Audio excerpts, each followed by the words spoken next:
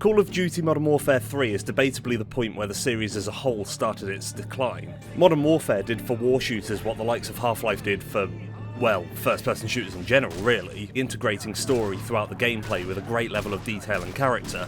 Each mission took you to different locales, unfolding the story of this armless revolutionary leader, following the British and American forces tasked with taking him down. Modern Warfare 2 Modern Harder fell a little flat in the campaign, but generally made up for it in the multiplayer aspects, including a slightly better balanced competitive multiplayer mode, as much as it still makes me want to fucking scream, and the god-tier cooperative Spec Ops modes. Small challenges with a little sprinkling of context, demanding quick thinking and solid shooting skills to get through.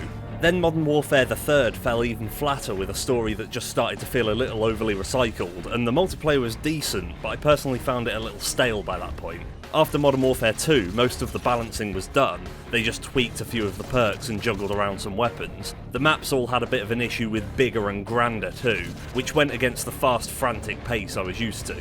Dome might be a small little circle, but it's so intricate with all its little pathways and bunkers that a 6v6 team can still find themselves spreading out into plenty of one-on-one fights throughout, with just enough time to heal between battles. Certainly no Rust or Shipment, where the simple act of respawning almost guarantees there'll be a grenade planted firmly under your feet. Spec Ops was fine again, a bunch more quick missions requiring the same 3-point plan of run, gun and have some fun, though they still made them far more fun to play co-op. Single player is just bleh. But anyway, I'm not here to talk about those. Tucked away in a forgotten corner of the third DLC pack is a masterpiece of an arcade experience, a demanding game mode just oozing with frantic, chaotic annihilation of rapidly more numerous and powerful foes. Chaos Mode, the game that only ends when you die, and unlike Survival Mode, there are no breaks, no equipment and upgrade stations, no fancy tactics or hiding places. It's just you, a pistol, a whole bunch of weapon pickups, and a relentless, ever-spawning horde of gun-toting meat sacks. Fragile shotgun-wielding rebels, assault rifle-clad military types, fast bullet-soaking Spec Ops units, and 3 different varieties of Juggernaut, all armed with light machine guns. You start each round in a set location with 3 last stand lives, which lets you pick yourself back up when you fail like a bitch, 600 armour which soaks up any early game failures, a pistol with a tactical knife attachment for them stabby stabs, 4 sploders, 2 flashy sploders, 5 button sploders and 5 trip sploders. You gain a combo multiplier as you shoot your way through the crowds, granting additional perks the higher up the chain you get. And around each level you'll find weapons, all stocked full of ammo and equipped with various attachments. For the most part they are only fighting chance in the madness. Those C4s and claymores are annoying to get out in the thick of it, especially on single player where they don't count towards your combo for placing them. The actions take almost long enough to drain your combo meter, and the ultimate effect they provide can be replicated by tossing a flashbang in a fraction of the time and blasting away anything now staggering around like blind sheep with a magazine of rapid fire goodness. As you rack up more kills, you get item drops, including additional last stands for more times your friends can point at you, laugh and call you a failure, extra points to bolster your rapidly rising score even far beyond the number of people who pre-order Call of Duty games, as difficult as that is to believe even these days, combo freeze for noobs who can't get hits while running around like a madman, sentry turrets which are guaranteed to not shoot anything and will immediately submit the moment a Juggernaut looks at them funny, and finally extra time, which is essentially useless since if you lose a good combo in the late game and drop your fast health regen you're as good as dead anyway. There are no breaks in this, breaking away from the survival mode where you set up between each wave, setting up your defences and readying yourself in the best possible spot. There are no hiding spots here. No matter where you run to, enemies will spawn in front of you, around your sides, right behind you. Nothing gets in the way of the POW! Bum, bum, bum, bum, bum, bum, bum. It only ends when your enemies finally ping you enough to take out your last stand, usually followed shortly by your commander telling you suck and should go again, oftentimes straight after you've slaughtered your previous score where he gave you a very inspiring "That's the way it's done."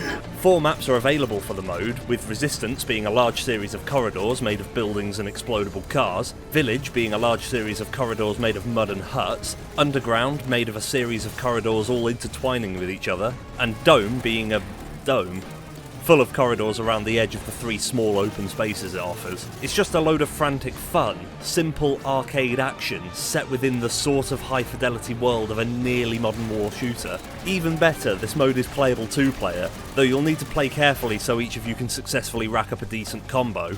Enemy spawns don't always split across both, so one player could get all of the combo while the other is stuck with nothing the whole time, and this can cause a lot of problems when one player isn't getting hits and the other player gets pinned down to the point where you both lose your combo. Not that it matters too much, considering the combo and score are shared across the 2 players.